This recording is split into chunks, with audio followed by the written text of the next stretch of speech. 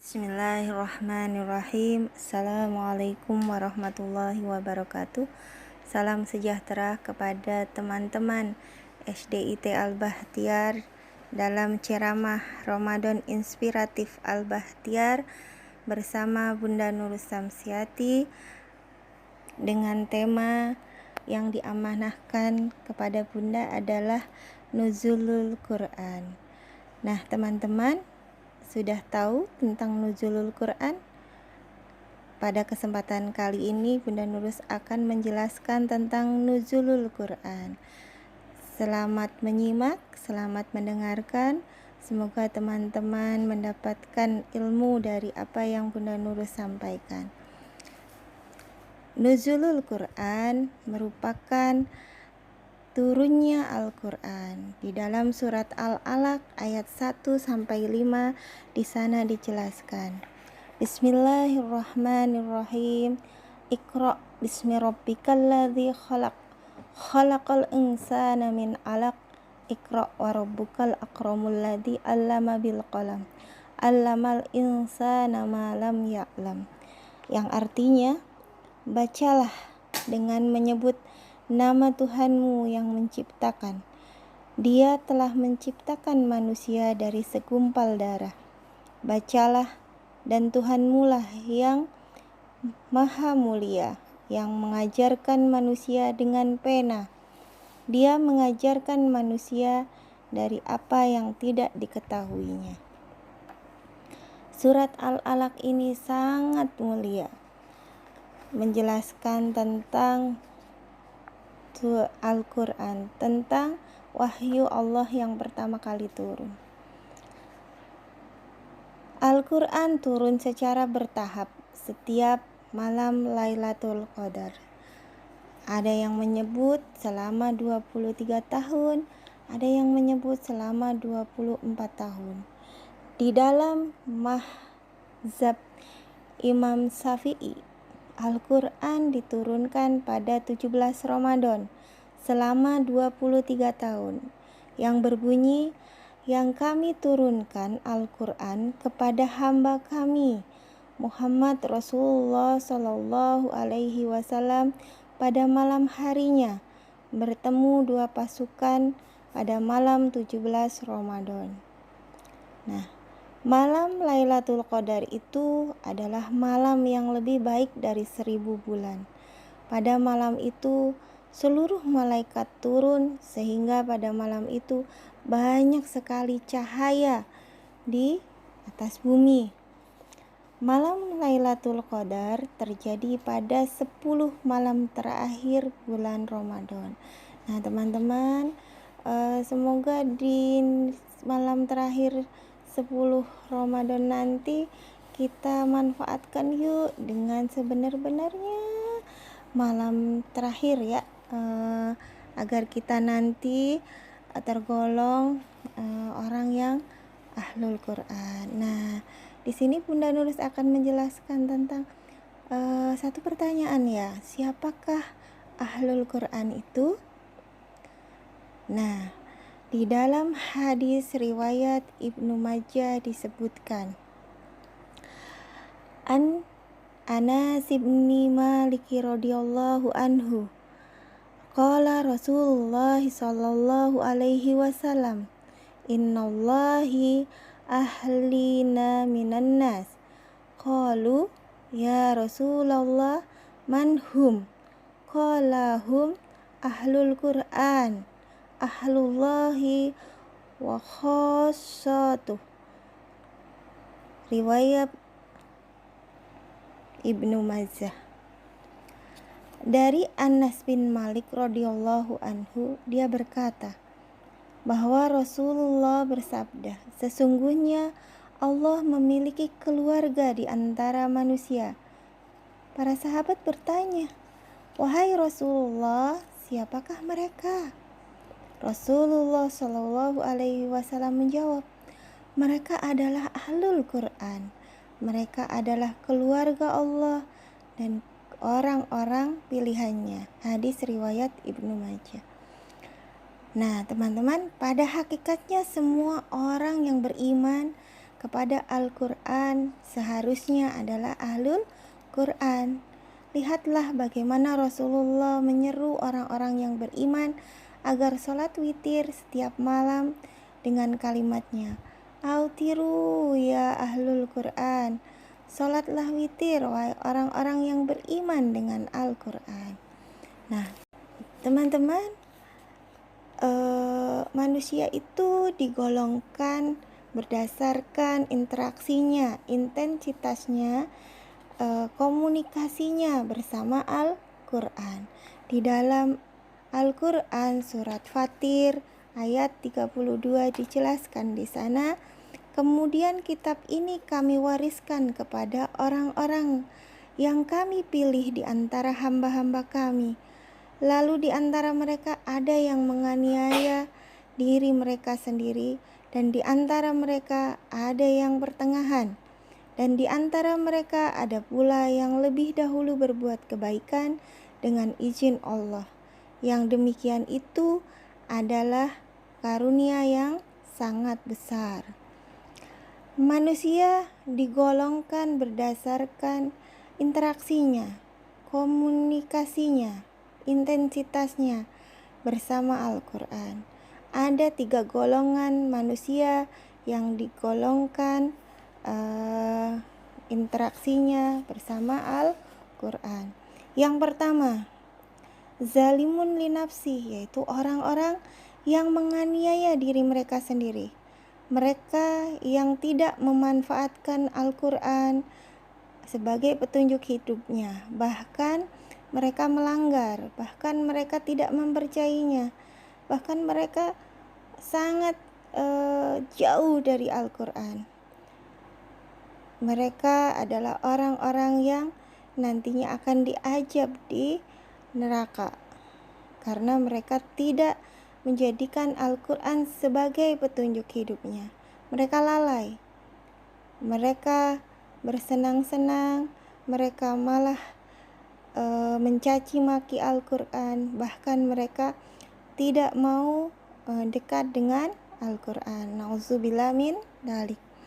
Yang kedua adalah muqtasid, yaitu orang yang sudah beriman kepada Al-Quran, namun baru dapat melaksanakan sebagian isi Al-Quran dan meninggalkan sebagian yang lain. Orang ini masih tidak konsisten dalam memanfaatkan Al-Quran sebagai petunjuk hidupnya. Kadang kembali kepada Al-Quran, kadang menjauh.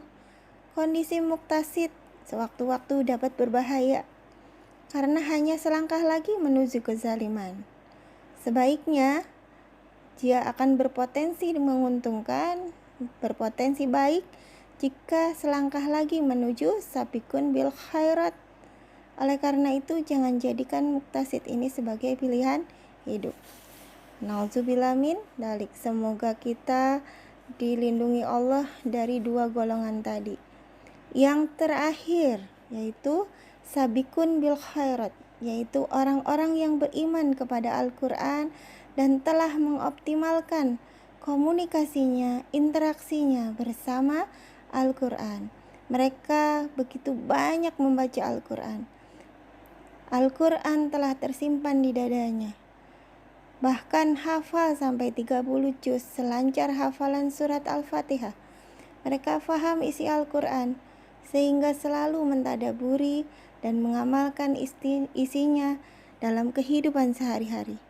Mereka senantiasa memanfaatkan Al-Quran sebagai petunjuk hidupnya, baik di waktu lapang maupun di waktu sempit, baik di waktu siang maupun malam. Namun mereka tetap rendah hati, tawaduk, karena sadar bahwa kemampuan yang ia miliki semata-mata karena seizin dan karunia Allah yang Maha Agung. Kelompok inilah yang dimaksudkan sebagai ahlul Quran. Semoga teman-teman beserta ayah, bunda, dan kita semua digolongkan oleh Allah sebagai ahlul Quran. Amin ya rabbal alamin. Nah, teman-teman, apakah teman-teman ingin mengetahui ciri-ciri ahlul Quran? Yuk kita simak yuk. Ciri-ciri ahlul Quran itu Yang pertama, selalu bersemangat dalam melaksanakan semua amal soleh yang telah disyariatkan oleh Allah dan Rasulnya. Abu Bakar dikenal sebagai sahabat yang sabak. Sabak itu artinya tidaklah Rasulullah Shallallahu Alaihi Wasallam melakukan suatu amal soleh kecuali Abu Bakar segera melakukannya, sampai membuat Umar Sibtoh, yaitu iri dalam hal kebaikan kepada Abu Bakar. Karena Abu Bakar senantiasa adalah mengimami dan apa yang telah diberikan kepada Rasulullah.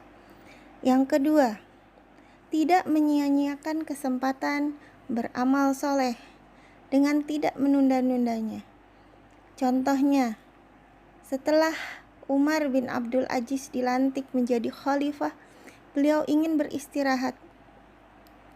Lalu putra beliau bertanya, "Wahai Amirul Mukminin, kapan Anda akan bekerja?"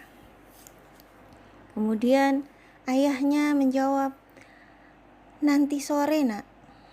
Namun putra beliau mengingatkan, "Siapakah yang berani menjamin bahwa usia Anda sampai sore nanti?"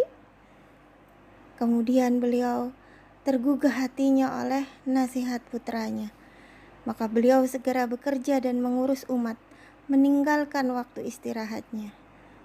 Teman-teman, jadilah ya teman-teman orang yang senantiasa tidak menyia-nyiakan kesempatan beramal soleh. Punya waktu, punya kesempatan, kita gunakan, dan jangan menunda-nunda kesempatan yang baik yang diberikan Allah kepada kita untuk senantiasa beramal soleh.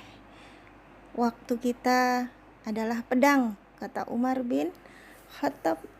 Jika waktu itu tidak kita gunakan dengan sebaik-baiknya, maka akan menghunus kita sendiri. Bahkan akan menjadikan kita orang-orang yang lalai. Yang ketiga, itu mudah tergugah untuk beramal soleh. Apabila kita melihat orang lain beramal soleh, terketuk hatinya, timbul perasaan, aku tidak mau kalah oleh dia, maka langsung segera beraksi, segera melakukan untuk berbuat kebaikan. Karena nanti kebaikan itu akan menjadikan tabungan amal di akhirat nanti. Nah, teman-teman, mari yuk kita berlomba-lomba untuk berbuat kebaikan agar nanti kita punya tabungan amal di akhirat nanti. Kemudian teman-teman, apa saja langkah-langkah kita untuk menjadi seorang ahlul Quran? Nah, langkahnya yaitu yang pertama adalah kemauan dan keinginan yang tinggi, kerja keras untuk menghasilkan apa yang kita inginkan. Yang pertama yaitu terus berdoa kepada Allah, minta berprasangka baik kepada Allah, minta kepada Allah, ya Allah jadikanlah aku ahlul Quran, jadikanlah aku orang yang dekat dengan Al-Quran, dan bersama Al-Quran nanti kita akan kembali kepada Allah. Kemudian yang kedua, menjadikan Al-Quran sebagai agenda utama dalam keseharian ya. Kalau kita punya waktu luang, jadikan waktu kita menjadi waktu Quran, persiapan kehidupan di akhirat nanti. Agenda lain jangan sampai mengalahkan agenda Quran. Harusnya ya, kita dalam kondisi apapun kita senantiasa rindu bersama Al-Quran. Makanya tadi yang pertama kita berdoa untuk senantiasa dekat bersama Al-Quran. Kemudian yang ketiga, kalau bisa berusaha memahami dan mentadaburi Al-Quran dan benar-benar menjadikan Al-Quran itu sebagai rujukan dalam semua kehidupan. Kalau kita punya masalah, resah, hati apapun, kita dekat kepada Al-Quran. Ketika kita membaca Al-Quran, maka ketenangan yang kita dapatkan ya, kita dijamin sama Allah ketika kita membaca Al-Quran tuh ada ketenangan-ketenangan di sana. Nah, kemudian yang keempat, menyebarkan fikrah Al-Quran. Nah, kita punya tugas yaitu mengajarkan Al-Quran. Ya, ketika kita hafal Al-Quran, kita punya adik, teman-teman, ajarkanlah Al-Quran itu kepada adik kita, ya. Kemudian kalau bisa kita senantiasa mengingatkan ayah bunda kita isi Al-Quran itu apa yang kita pernah dapatkan dari guru kita ajarkan kepada ayah bunda kita, adik kita, biar kita senantiasa dekat dengan Al-Quran. Nah, teman-teman, dicontohkan oleh Rasulullah bahwa Rasulullah itu adalah sebaik-baik Al-Quran. Di dalam hadis riwayat Muslim dari Aisyah dikatakan bahwa kepribadian Rasulullah itu adalah sama persis dengan Al-Quran. Maka jika kita ingin mencontoh, ya, contoh nyata Rasulullah adalah Al-Quran. Begitu juga ya para sahabat, mereka adalah manusia-manusia yang aktif bersama Al-Quran.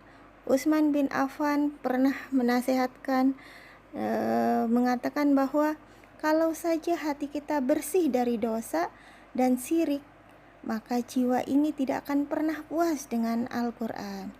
Nah, kita sebagai umat Rasulullah, kita selalu berusaha mengambil berbagai macam manfaat dari Al-Quran. Dan semoga kita jangan menjadi orang yang senantiasa pilih-pilih ayat Al-Quran.